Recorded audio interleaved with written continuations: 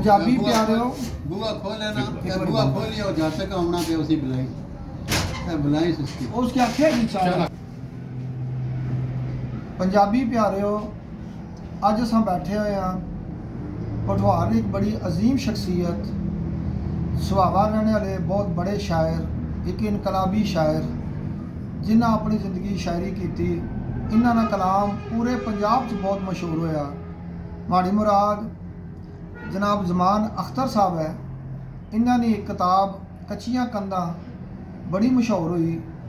इन्हां ने मतलब BBC अपना एक प्रोग्राम किया सी 45 मिनट इन्हां की टाइम दिता जिसने विच इन्हां अपनियां नज़मां वगैरह मुख्तलिफ शायरी की।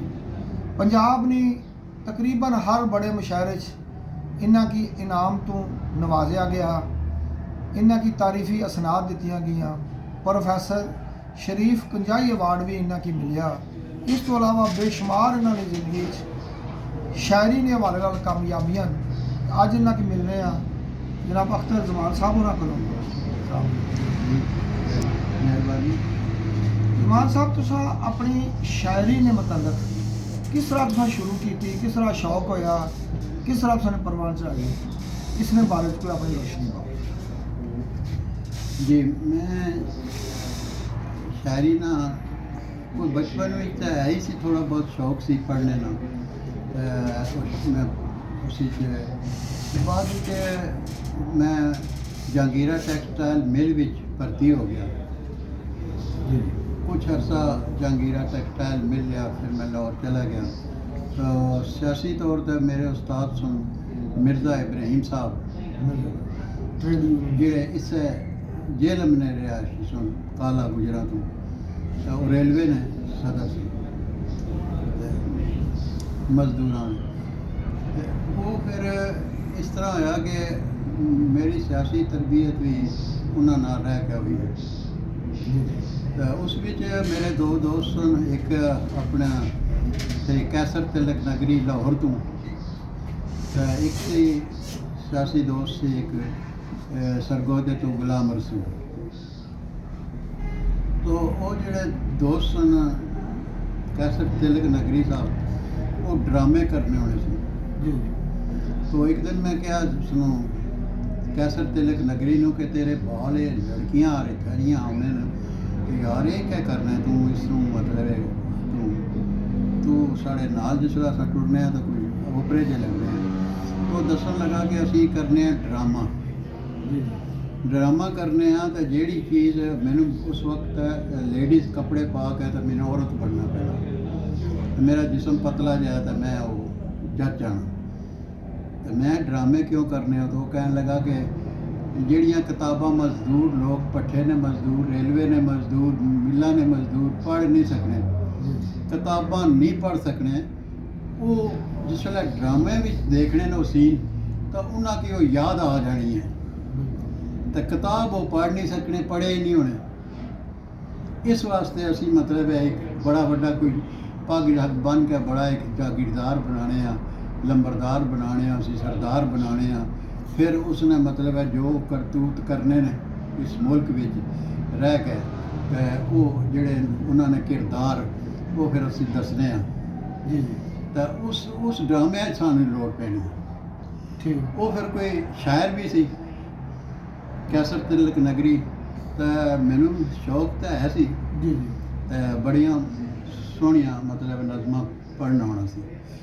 बाद 83 नी MRD नी तारीख विच मैं इत्थे सुहावे आ गया तो 74 मैं आ गया 74 जी 83 विच MRD नी तारीख विच फिर गिरफ्तार हो गए। पहला अडियाला जेल इत्थे रहे, पुरानी जी जेल सी रावलपिंडी नी, उस तो बाद फिर मियाँ वाली चले गए।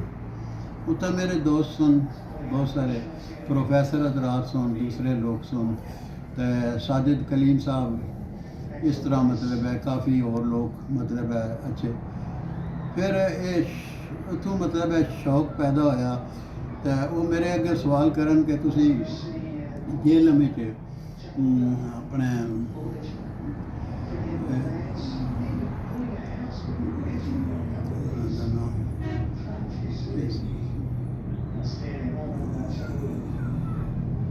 शायरी हाँ जोगी जन जी जोगी जैलवी साहब नाल एक दफ़ा ही मुलाकात हुई है। वो भी इंडिया तो आए सन जेड़े इंडिया ने सदर भी रहे वो जनाब इतना आया वक्त लैके तो अखबार लाइब्रेरी भी दफा जंग उन्होंने सुनिया जोगी जैलवी ते उस तो इलावा बस थोड़ी माजरत के वे ना दिया तो उन्होंने किताब है लफ्ज़ खुरदरे जी जी तो वो जनाब मिल विच मुलाजम होने सन।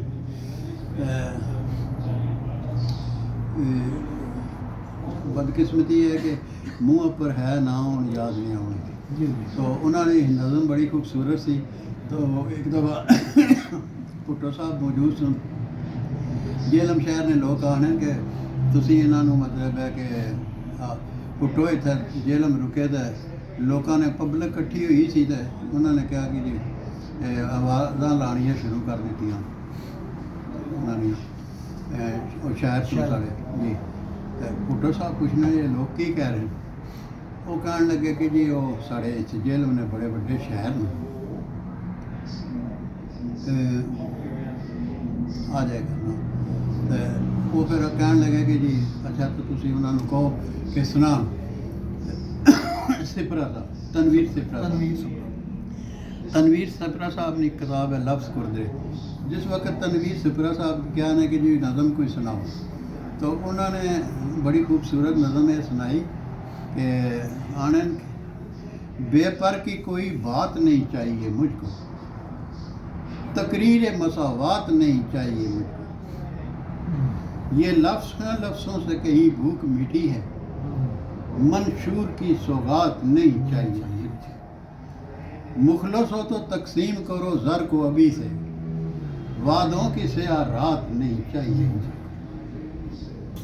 और मजदूर हूँ मेहनत का सिला मांग रहा हूँ, हक दीजिए खैरात नहीं चाहिए मुझको, और मुर्दों की तरह जिसमें मेरा बाप जिया है वो सूरत हालात नहीं चाहिए मुझको, और जो सिर्फ छलकते हुए दरियाओं पे बरसे तनवीर वो बरसात नहीं चाहिए मुझको। तो बड़ा खूबसूरत सी इस तरह मोहसिन नकवी साहब भी उन्होंने भी कलाम सुनने थे उसे जेल में बड़े खूबसूरत लोग दो पढ़ने वाले सुन। जिस वक्त असा रिहा होए हैं तो फिर असा तनवीर सिपरा साहब उन्होंने एक्सीडेंट होया सी तो वो अमदानी ची स्टाल ते अंदर तीसरे कमरे विच पिछे बैग ते लेटे सुन तो असीं अमदानी साहब को गए तो अमदानी साहब चाह पे बनाने सुन। अमदानी साहब जेलम ने बड़े अच्छे शायर सुन बहुत जी। उन्होंने किताब सी दीवे देना नेरा तो पूछा तो उन्होंने पहला असा को इंटरव्यू लिया कि आए कितों के काम है क्यों मिलने हो। जो उन्हें पता लगा दसिया मोहसिन शिराजी सी नाल साजिद कलीम भी सी असा सारे जिस असा दसिया तो वो फिर गए अंदरों इजाज़त ली ने तनवीर सिपरा साहब को कि भाई पिंडियों कोई लड़के तो मिलना चाहने उन्हें क्या आ जा वो फिर असा मिले गिले उन्हें इस तरह शौक थोड़ा थोड़ा तुसा ना बकायदा उस्ताद भी सन कोई या तुसा कोई सीखी या किसा मेरे कोई इस तरह है कि मैं हूँ तस्लीम करना मेरे बड़े अच्छे दोस्त सन बहुत 10-12 किताबां उन्होंने जिस विच वसना पुठवार भी उन्होंने लिखी किताब पहली किताब वसना पुठवार सी पुठवार तो बाकी उन्होंने 10-12 उर्दू दी किताबां भी है। अब्दुल कादिर कादरी दीने तो वो तो मेरे वो दोस्त हैं अच्छे तो मैं फिर कोई लफ्ज़ अगर कोई पूछा तो उन्होंने को भी पूछा तो फिर जो कि जाओ फिर मैं उन्होंने उस्ताद मेरे दिल में बड़ा एहतराम है तो मैं तो उन्होंने उस्ताद ही समझा वो मेरे दोस्त। जिस तरह तुसा अगर दसिया जिस तरह हम बाया तुसा भी मुख्तलिफ इनकलाबी शायरी जिस तरह लिखी भुट्टो साहब की सुनाई तुसानी अपनी नज़म बहुत खूबसूरत है सियासतदाना ने हाल पर वो अगर दो शेर सुनाई दो। मैं एक दफ़ा मिलना ਜੀ ਇਸ ਤਰ੍ਹਾਂ ਦੀਆਂ ਕਾਫੀ ਹੋਰ ਵੀ ਨਜ਼ਮਾਂ ਹੈ ਸਨ। ਬਹਰਹਾਲ ਮੈਂ ਬਾਕਾਇਦਾ ਤਾਂ ਕਦੀ ਪੀਪਲ ਪਾਰਟੀ ਦਾ ਮੈਂਬਰ ਨਹੀਂ ਰਿਹਾ। हाँ जी ਤੋ ਮੈਂ ਤਾਂ ਰਿਹਾ ਨੈਸ਼ਨਲ ਅਵਾਮੀ ਪਾਰਟੀ ਦਾ। जी जी ਮੈਂ ਗੌਸ ਬਖਸ਼ ਨਿਰੰਜਨ ਦੀ ਪਾਕਿਸਤਾਨ ਨੈਸ਼ਨਲ ਪਾਰਟੀ ਦਾ ਮੈਂਬਰ। जी जी ਤੋ ਕੁਝ ਅਰਸਾ ਵਲੀ ਖਾਨ ਨਾਲ ਵੀ ਸਾਡਾ ਗੁਜ਼ਾਰਾ ਰਿਹਾ। ਤਾਂ ਹੁਣ ਤੱਕ ਵਰਕਰ ਪਾਰਟੀ ਨਾਲ ਅਸੀਂ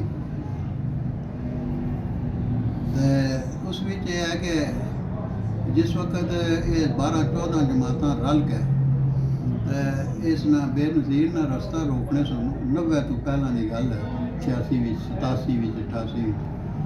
ਤਾਂ ਉਦੋਂ ਮਤਲਬ ਹੈ ਅਸਾਂ ਸਿਆਸੀ ਤੌਰ ਤੇ ਦੋਸਤਾਂ ਕੋਲ ਪਤਾ ਲੱਗ ਗਿਆ ਸੀ ਕਿ ਇਹ ਬਦਮਾਸ਼ੀ ਇਹ ਹੋ ਰਹੀ ਹੈ ਕਿ 10-12 ਜਮਾਤਾਂ ਇਕੱਠੀਆਂ ਹੋ ਕੇ ਤੇ ਉਹਨਾਂ ਕੋਲ ਫੰਡ ਲੈ ਕੇ ਜਿਹੜੇ ਉਹ ਬਾਅਦ ਵਿੱਚ ਤਾਂ ਸਾਰਿਆਂ ਖੁੱਲ ਗਿਆ ਸੀ ਭੇਤ। ਉਹ ਹਾਂਜੀ। ਖੁਦ ਜਨਰਲ ਸਾਹਿਬ ਨੇ ਕਿਹਾ ਕਿ ਹਾਂ ਮੈਂ ਇਤਨੇ ਕਰੋੜ ਰੁਪਇਆ ਦਿੱਤਾ ਹੈ ਜੀ, ਤੇ ਜਮਾਤਾਂ ਸਿਆਸੀ ਤਕਸੀਮ ਕੀਤਾ ਹੈ। जी ਤਾਂ ਉਸ ਦੌਰ ਵਿੱਚ ਯਾਨੀ ਉਹਨਾਂ ਦਾ ਖਿਆਲ ਇਹ ਸੀ ਬੇਨਜ਼ੀਰ ਨੇ ਰਸਤਾ ਰੋਕਾ ਤਾਂ IGI ਬਣੀ। ਤਾਂ ਉਸ ਵਕਤ ਮੈਂ ਕੋਈ ਮੈਂਬਰ ਤਾਂ ਨਹੀਂ ਸੀ। जी जी ਬਹਰਹਾਲ ਮੇਰੇ ਖਿਆਲ ਵਿੱਚ ਇਹ ਆਇਆ ਤਾਂ ਮੈਂ ਉਹ IGI ਉੱਪਰ ਮੈਂ ਲਿਖੀ। जी एक तुस आख्या भी वो शहर अक्सर पढ़ने जेह्ड़े अग्गें पढ़ी और शहर वोट की नहीं कहते मुड़ी के फिर मिलने जिस अंदाज में जी वो जी बड़ी अच्छी है वो जी जी उन्हें उसने जो अगर कोई सुनाई दो वोट जी वोट कि नहीं तो बाद उन्होंने रवैया या क्या होना है तो वो नज़म है इस तरह है कि एक वार भी मिकी जे दिओ वोटां दसां केड़े केड़े रंग कोल सामने। एक वार भी मिकी जे दिओ वोटां दसां केड़े केड़े रंग कोल सामने। मिली गयो तो पहले पछाण साना गल बासो ते घूर के बोल साना। तो पई गया जे कम कोई नाल माड़े चंगी तरह फिर तुसां की रोल सामने। तो जाना पिया जे कदी भी नाल थाने पहला तुसां ने जेब टटोल सामने।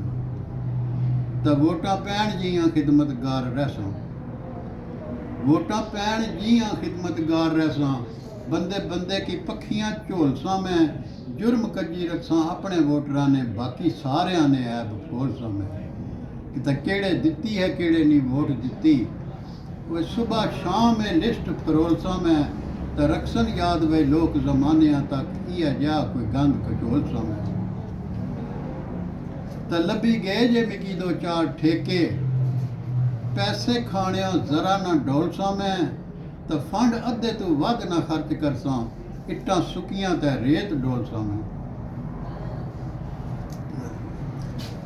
शायरी तुसा नहीं बड़ी खूबसूरत जी बड़ी इनकलाबी शायरी बड़े दौर सारे तुसा को आखिर पर अपना कोई पैगाम पंजाबियां की देना चाहते हो किसी किस्म का कोई मैसेज तुसा ने नौजवानों वास्ते अपनी पंजाबी कौम वास्ते अपनी ज़बान वास्ते वो तुसा कोई दे सकते जी ज़बानां तो सारियां जी अपनियां कोई ऐसी ज़बान नहीं है किसी नाल भी साड़ा कोई इख्तलाफ इस तरह नहीं है। तो ये है कि बाकी नौजवानों की यही पैगाम है शायरां की ये पैगाम है जोड़े मुल्क ने नौजवान लिखण वाले उन्होंने की पैगाम है कि तुसां अस ये समझने कि मुल्क ने अंदर 2 ही तबके हैं। असां 2 तबकियां की लड़ाई है। जी जी एक तबका है जाबर जालम एक तबका माकूम। ये है सारी सच्ची बातें सबको है मालूम। कर दो सरमायादारों को मेहनत पर मजबूर मेहनत का दस्तूर चलाओ मेहनत का दस्तूर। जी ये फतेह मोहम्मद साहब ने इस तरह की नज़म सी जी। तो असें कहने हैं कि जेड़े साढ़े लिखारी ने उन्होंने काम है कि वो मेहनत कशां दे मजदूरां ते इस नान साफी ते इस जबर पर ये जड़ा उसने उपर लिखण जेड़े मारूम लोग न जेड़े गूंगे न बेज़बान न उन्होंने ज़बान बन जान ये काम करन। बहुत शुक्रिया जी तुसा ना मैसेज मिला बहुत अच्छा पैगाम था। अल्लाह ताला तुसा ने जिंदगी दराज करे अल्लाह ताला तुसा की सेहत आमीन। दे बहुत असा सारे पर तुसा ना साया सलामत रखे। जी बहुत शुक्रिया जी।